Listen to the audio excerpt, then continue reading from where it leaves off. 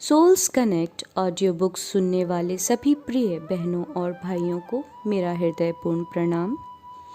हम पढ़ रहे हैं पुस्तक क्रोध से प्रेम की ओर।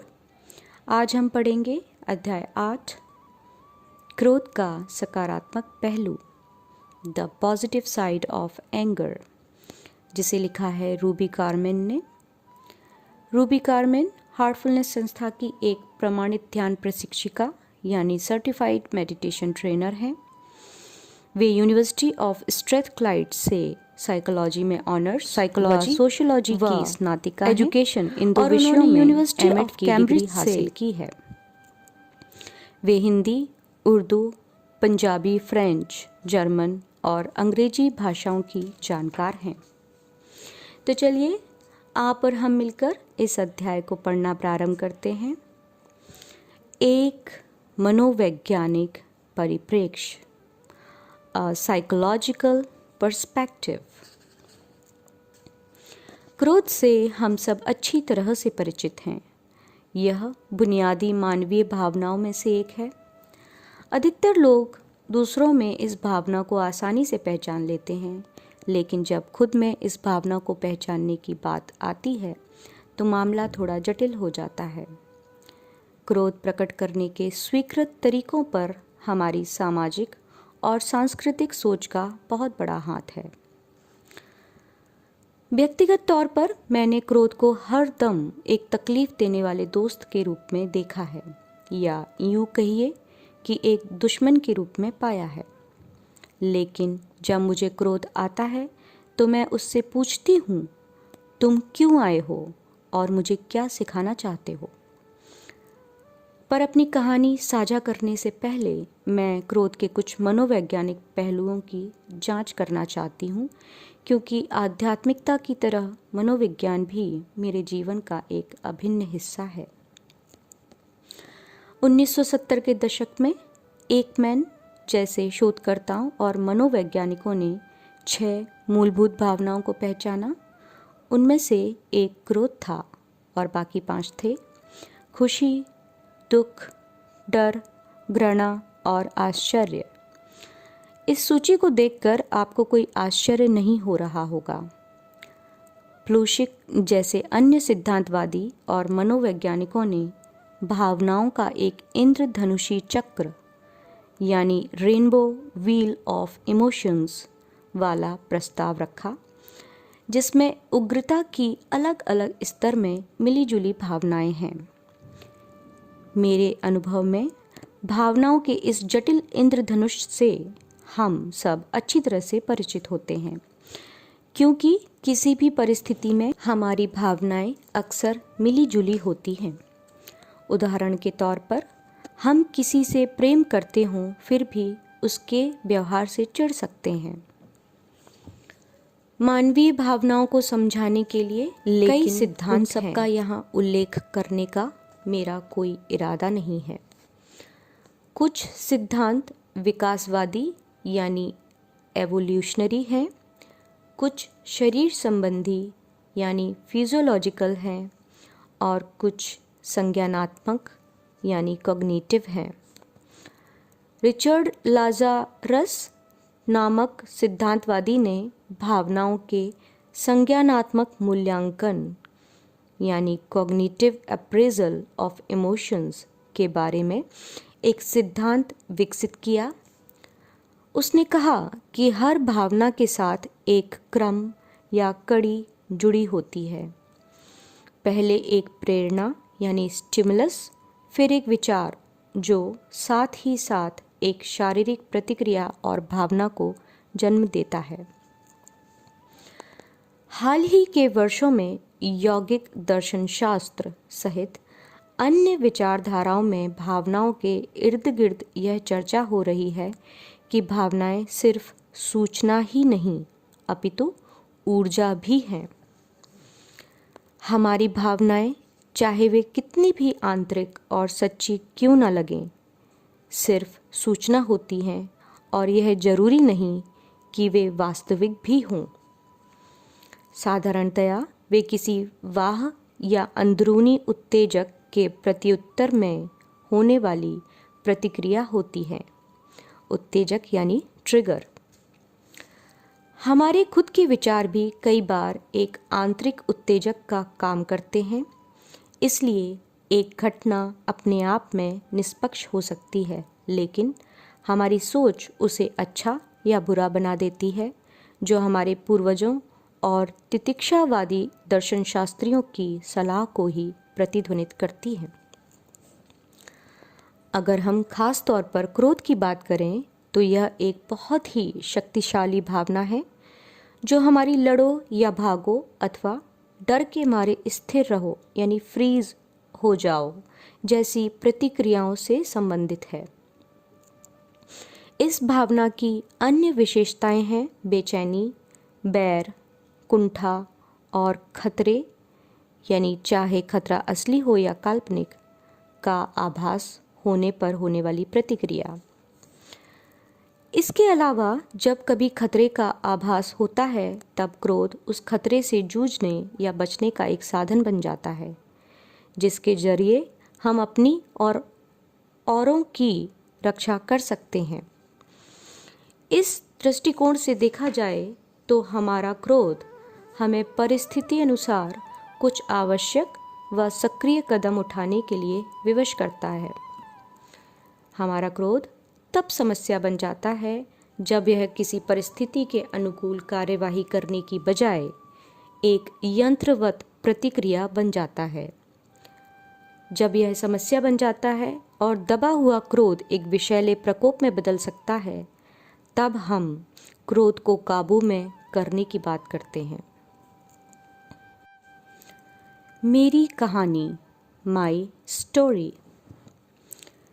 कई वर्षों की ध्यान साधना और स्वयं पर काम करने के बाद मैंने यह जाना कि जिस वर्षों पुराने क्रोध को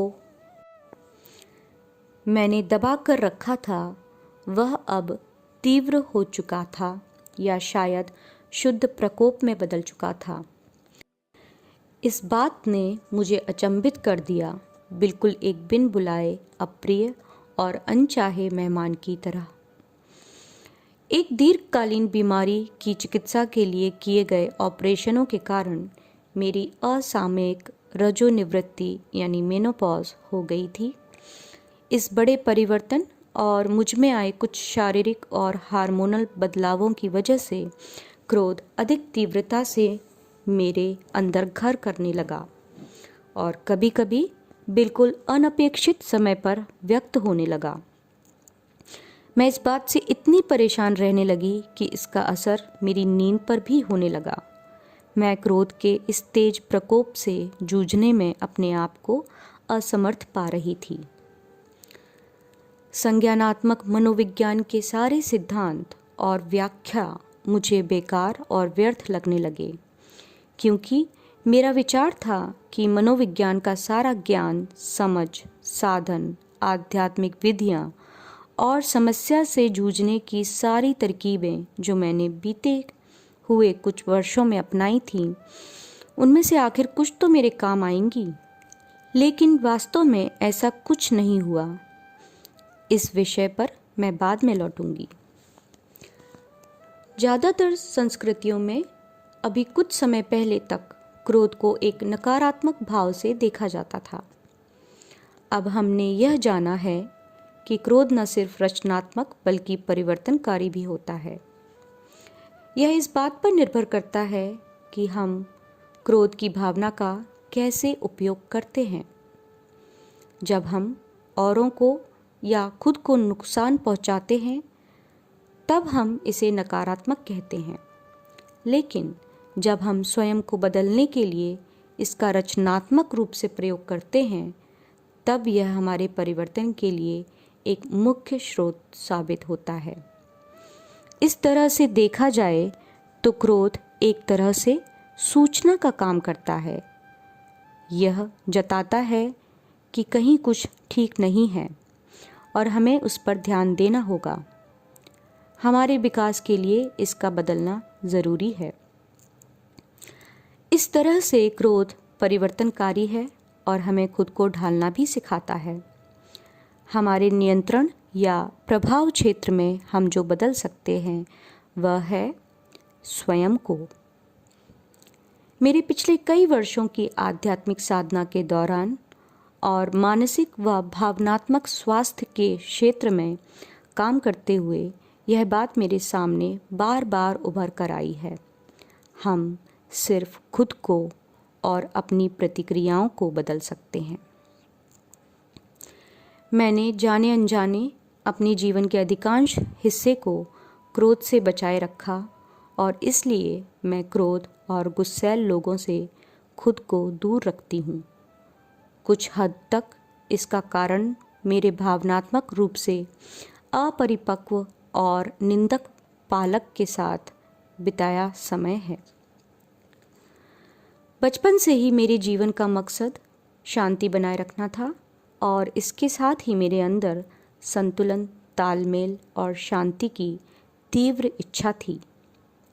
साथ ही साथ मैं 10 साल तक जिस बहुसांस्कृतिक परिवेश में रही उसने भी क्रोध के साथ मेरे संबंध को निर्धारित किया। मैं जिस द्विसांस्कृतिक परिवेश में रहती थी वहाँ एक जवान लड़की का क्रोधित होना स्त्री सुलभ व्यवहार नहीं था। इस तरह के लैंगिक और सामाजिक बेड़ियों के चलते मेरा क्रोध तब तक अव्यक्त, उपेक्षित और अनकहा रहता जब तक कि उसे और अधिक दबा कर रखना असंभव नहीं हो जाता। मैं अपने करीबी मित्रों से मजाक में कहा करती थी, मैं एक गुस्सैल इंसान नहीं हूँ, लेकिन जब मुझे क्रोध आता है तो जैसे ज्वालामुखी फट पड़ा हो। अत्यंत विस्फोटक, अल्पकालिक और भावशामक शायद मेरे क्रोध का सबसे अच्छा विवरण है। विचारों की भूमिका, द रोल ऑफ थॉट्स। कुछ मनोवैज्ञानिकों और सिद्धांतवादियों का मानना है कि क्रोध दूसरों से प्राप्त की गई भावना है। वे मानते हैं कि भय, शोक या दर्द जैसी भावनाएं क्रोध से पहले आती हैं और क्रोध तब आता है जब किसी उत्तेजक विचार के साथ किसी प्रकार का दर्द सामने आ जाए। इस दायरे में अब हम विचारों की भूमिका को परखेंगे। क्या हमारे विचार क्रोध को उत्पन्न करते हैं? पुरातन काल से तितिक्षावादी दार्शनिकों और भारतीय योगियों ने यही कहा है कि बाहरी कारण की कोई भूमिका नहीं होती, बल्कि हमारी सोच और बाद में होने वाली प्रतिक्रिया क्रोध उत्पन्न करती है। अगर इस नज़रिए से देखा जाए तो किसी परिस्थिति को नकारात्मक, हानिकारक या भयंकर मानने की बजाय अपनी सोच बदल दें तो क्या हमारा क्रोध कम हो जाएगा? क्या हम क्रोध के बदले आत्म सहानुभूति और करुणा को उत्प्रेरक बना सकते हैं? यकीनन मानवीय स्तर पर यह भावनात्मक श्रम है, लेकिन अगर हम अपने स्वास्थ्य पर क्रोध के असर को नफ़ा नुकसान के नज़रिए से देखें तो हम कह सकते हैं कि इस पर काम करना लाभदायक होगा। मुझे एक उदाहरण याद आ रहा है जो लोकानुसार भगवान बुद्ध ने कहा था, लेकिन हकीकत में यह AA के 12 चरण प्रोग्राम से है। अपने क्रोध को पकड़े रखना ऐसा ही है जैसे कि स्वयं जहर पीकर सामने वाले के मरने की उम्मीद करना। यहाँ पर पकड़े रखना महत्वपूर्ण है। जैसे कि पहले कहा गया कि क्रोध मददगार भी हो सकता है और हमारे बदलाव के लिए प्रोत्साहन या उत्प्रेरक भी बन सकता है। उदाहरण के लिए, अपने बॉस या साथियों द्वारा बार बार प्रताड़ित किए जाने पर अपनी नौकरी से मन उचट जाने पर नौकरी छोड़ देना। कई वर्षों बाद मैंने जाना कि मैं भी अपने भीतर ढेर सारा गुस्सा, दर्द और पीड़ा दबाए हुए थी जो मुझे हानि पहुंचा रहे थे और मेरे दीर्घकालीन दर्द को बढ़ा रहे थे। यह एहसास मुझे रातों रात नहीं हुआ, बल्कि इसका खुलासा धीरे धीरे हुआ और अब भी हो रहा है।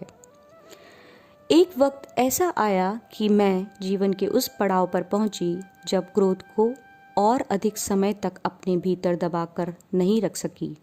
मैं उस तरह से और नहीं जी सकती थी। आत्म अभिव्यक्ति, पूरी ईमानदारी व सच्चाई मेरे लिए बेहद आवश्यक और महत्वपूर्ण हो गए। सच्चाई की अभिव्यक्ति के लिए क्रोधित होना और उससे भी ज़्यादा उस क्रोध को स्वीकारना कि हाँ, यह भी मेरा ही हिस्सा है, बहुत ज़रूरी था। तभी मैं आंतरिक रूप से स्वस्थ हो सकती थी। आज हम अपने अध्याय को यहीं विराम देते हैं। शीघ्र ही आपके समक्ष इस अध्याय के अगले भाग को लेकर प्रस्तुत होंगे। तब तक के लिए आप सभी का हृदयपूर्वक धन्यवाद एवं आभार। कृपया इस चैनल को सब्सक्राइब करें, इसे लाइक करें, ज़्यादा से ज़्यादा शेयर करें और नई नोटिफिकेशन के लिए बेल आइकन को प्रेस करें तथा अपने सुझाव कमेंट सेक्शन में भेजें। पुनः बहुत बहुत धन्यवाद।